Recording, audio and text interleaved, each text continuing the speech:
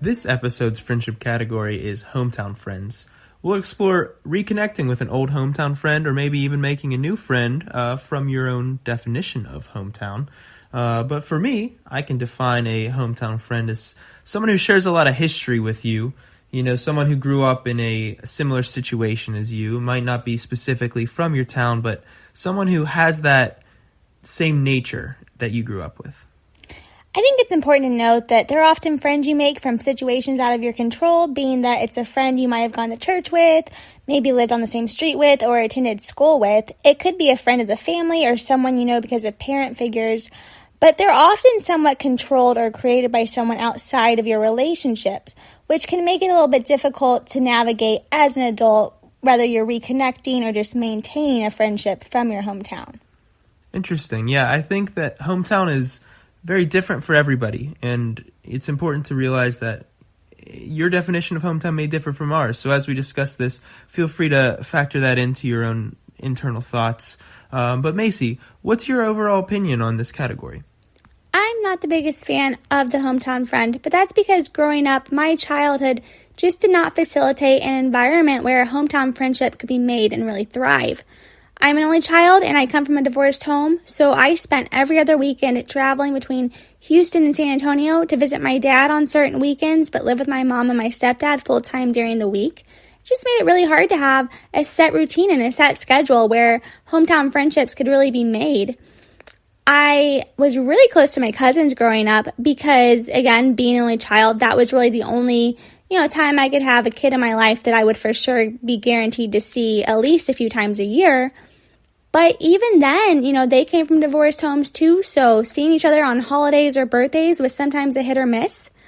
And I just think that my environment just wasn't very social and it wasn't very organized where I could guarantee, who I would be seeing, who would be attending certain events, and how I would be able to grow a friendship in that sense. Of course, I had friends at school, I had friends that lived on my street, but outside the classroom, outside the bus ride home, it was really difficult to have anything that was more meaningful from a friendship standpoint. I think a lot of adults can relate to that. If you moved around a lot, if you come from a broken home, or maybe you just never fit into your hometown, you might want nothing to do with anyone from back in the day, and I think that that's a completely healthy mindset to have. It's also important to realize that growing up, your friendships are so facilitated by your parents or any adult figures in your life. I have to say that my stepdad was like the most antisocial person I've ever met. So a lot of times people used to tell me, oh my gosh, you're so shy. Like Macy's her little high voice and she never really talks. And it's like, well, yeah, because my stepdad literally never has anyone over. They don't go out and do anything. Like, what was I supposed to be talking about? Like, I wasn't around conversationalists, And, of course, that affected how my personality was as a child. But as I became an adult, I realized, hey, I'm actually really social. I love going out. I like having a friend group. And that's something that had to be discovered on my own. And I think that that's the nice thing about getting older, particularly coming from like a divorced home. You suddenly can start reclaiming your social life. I will say that all my good friends from back in the day that I have reconnected with, we're actually closer now than we ever were then. And that's simply because as I became older, I was able to take control of my schedule and define who I wanted to be as a person and what I was looking for in my friendships. I really was no longer having to base my social life on someone else's calendar. And I think a lot of people can probably relate to that, Whatever your parents did, that's probably what you did. So whoever they were friends with, it's probably who you were friends with. And if you came from a divorced home, you might not have really any hometown friends to reconnect with, and that's perfectly okay. But Ryan, you have a completely different perspective on the hometown friend. Would you like to share your experience with everyone? Thanks, Macey. Yeah, when I look back at my hometown friend experience, it's definitely more of a positive one, particularly because I was very privileged to grow up in a household that was together and very supportive of making friends and, going out and doing activities that would make friends. I even had a close-knit friend group, and to this day, we're still fairly good friends, although, as you said, things tend to happen as you grow up and grow apart, and it's certainly tough to keep everything together. But I will say that just the overall positive nature of my hometown experience would give me a positive opinion of making a friend in this category. I think reconnecting with somebody would bring back positive memories of growing up and what we did there. Honestly, I think that would be a great thing, and I would recommend people to do it based upon my own experience. However, I would agree with you on definitely a few things, but mostly on the effort level. As you grow away from your hometown, the effort level increases drastically to keep things together, to plan trips, to meet up, to organize anything together, is incredibly difficult. So the effort level is definitely the highest issue with keeping a hometown friend. But as far as reconnecting or making somebody, a new friend at your hometown, I would definitely endorse it. Funny enough, some of my really good friends now, I actually hated back in the day. I mean, we were not friends at all. But as we became adults and reconnected, we realized we had way more in common than we ever thought. So one of my really good friends now, we were both on the same cross-country team in high school, but she was a senior and I was a freshman, and she had this really kind of bold, fun, unique energy that she brought, and I was just super shy, reserved, and new to the school. I didn't exactly know where I fit in, so at the time our personalities really kind of clashed, and we weren't the biggest fan of each other. However, years later, we both realized we were living in San Antonio for a while, and then at one point when I was in Chicago, she came to Chicago to visit for the weekend, and we slowly reconnected over random hangouts and cocktails and realized, oh my gosh, we have so much more in common than we ever thought. But we also did have that foundation to go off of, so we could make little inside jokes about, oh my God, do you remember how dumb that cross-country meet was? Or can you believe so-and-so is married to so-and-so, or whatever it is. And now we have a really strong friendship. But again, at the time, we weren't close at all. And I would have really been surprised to see us together now like we are. But we do trips together. Our spouses are really good friends. I mean, they are just a really, really great couple friend in my life to this day. And I see our friendship really being a long-term, lasting, lifetime friend. However, it's one of those ones that really kind of got better with age. And I think it's important to realize that some of the people from back in the day, maybe you reconnect and you might have nothing in common, and that's completely fine. But you can be surprised, people can shock you. I think high school is so cliquey, middle school is so awkward, and elementary school is you're friends with whoever has the same Crayola box as you. So as an adult, it's really important to see, who was I actually friends with, for what purpose, and what are they going to bring into my adult life? But Ryan, you might have more of an interesting take on this. Would you like to share your story? Thanks, Macy. Yeah, as I said before, I have a pretty close group of friends that would fall under this category. However, nowadays we're not exactly as close as we used to be, but even connecting for a short period of time here and there, despite the hard effort level, can be really rewarding. So I understand what you mean there. I do have a good story to talk about in regards to this too. I had a acquaintance, not quite a friend, in college. We were both TAs together, and talked here and there, not too much, but we knew each other. And fast forward, end of college, I end up moving to Chicago. I don't really know anybody in the city. I'm just taking the train down to the Loop for the day of work, and lo and behold, I walk into a crowded train car, and look who I see. I see this person. So we're both like, wow, this is a true movie moment, the big city, you get to see each other, that never happens, but I guess it happened to us. Anyway, so we get to talking and catching up, and, obviously there was a bit of shared interest at the same college. We're both TAs, started talking about those types of things. However, at the end of the train ride, I think we got each other's number, and to be honest with you, I don't think I even reached out. I am very bad at the effort level, and at the time, whatever was happening, I was wrapped up in. But even for the moment, it felt great to talk about and reconnect. And after fast forward a little bit of time, I think we ended up getting in the same fantasy football league. So we still, on occasion, connect up. But to be honest, it was kind of a moment that you could have thought about and brought back, because had I taken the advantage of the moment, maybe I would have made a really close friend. But at the end of the day, it was what I put in it that I got out of it, and that was the experience of trying to meet somebody. I think that's a really cool story that you share, because all of us can remember being at the neighborhood bar or maybe the supermarket of our hometown and briefly running into like an old familiar face, maybe just someone from first grade or an old teacher or even just an old family friend, and just briefly reconnecting, having some funny stories to share and discussing where you're at in life now. So I think that's really cool, just to, not always think of hometown friend as some super tight-knit, close relationship with this never-ending bond, but maybe even just a fun, familiar face to see when you're visiting your crazy aunt for the holidays or briefly back in town every few years. So thank you for sharing that. Would you like to go ahead and discuss the next segment of our podcast where we just explore some of the ways that these friendships can affect our lives as an adult and whether or not they're worth pursuing? Thanks, Macy. Yeah, I think here is a good time to talk about whether this is a type of friend that you should pursue. Like we mentioned earlier, making a friend as an adult really sucks, and you have limited time and resources and availability to make this friend. So let's talk about whether you should go and pursue reconnecting with an old hometown friend or rekindling any sort of relationship.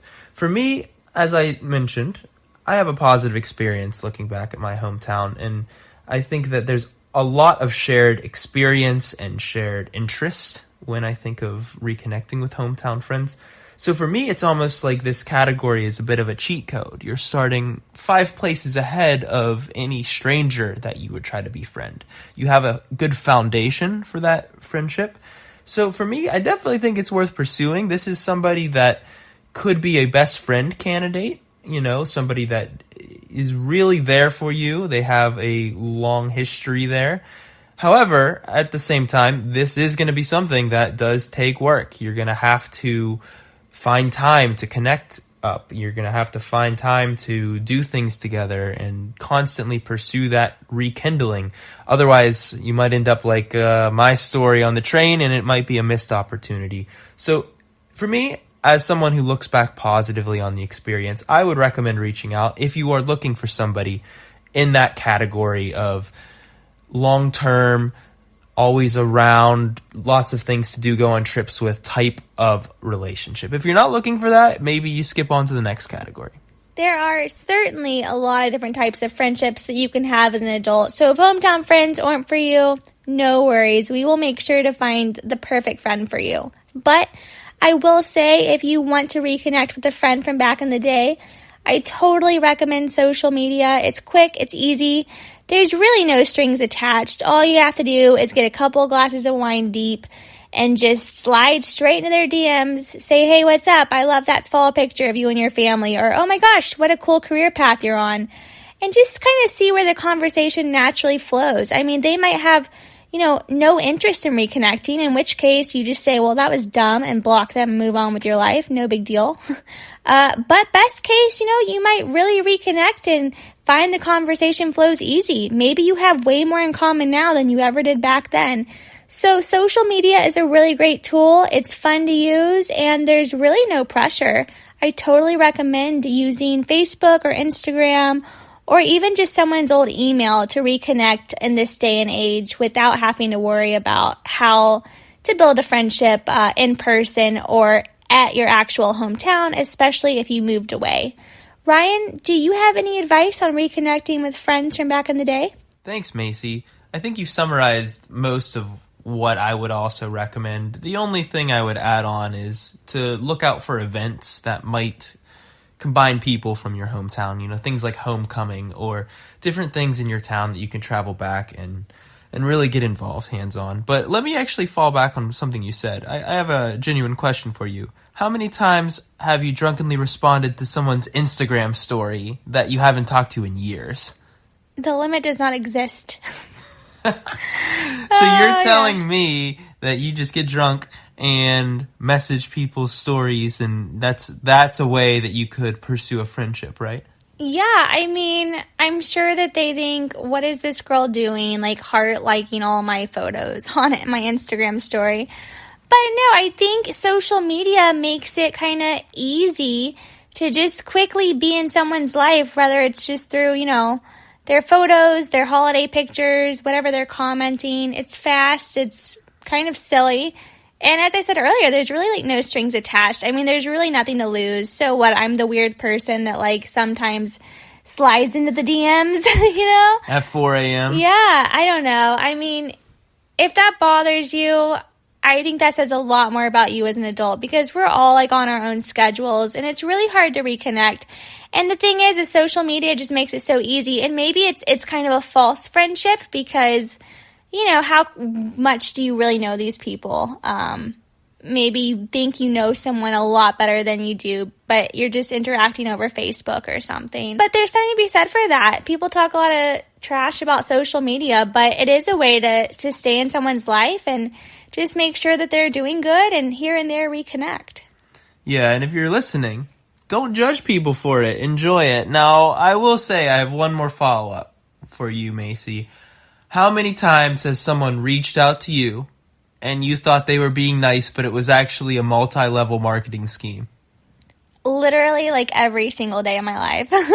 No, for real. Like, those Christian Baptist ladies from back in the day, like, some of y'all really need to find new career paths, babe. It's a scam. But they make you feel good. They do. They made me feel good, but then it's like all fake, you know? It's like you don't actually want to like meet me at the bar for a margarita. You just want me to buy your skin cream.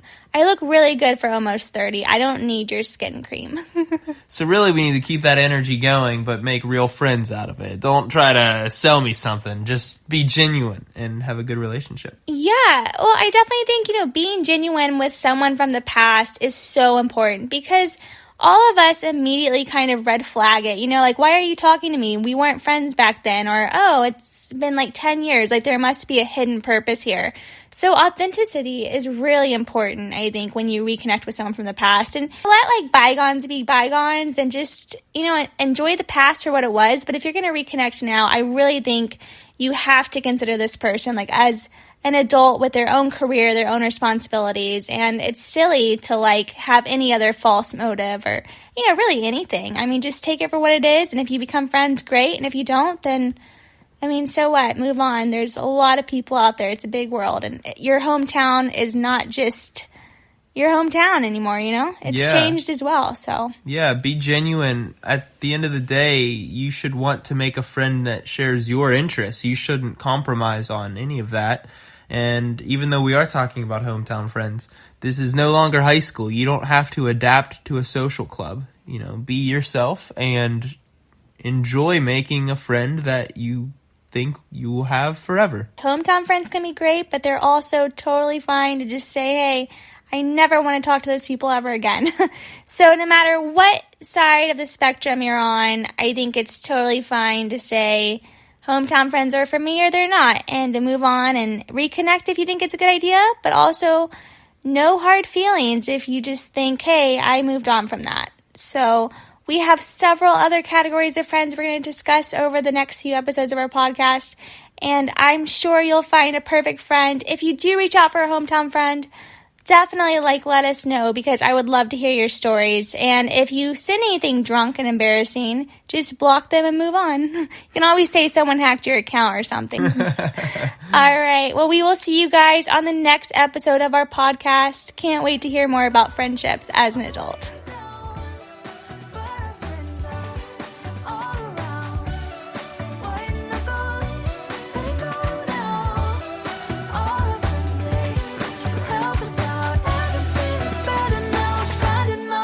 Somehow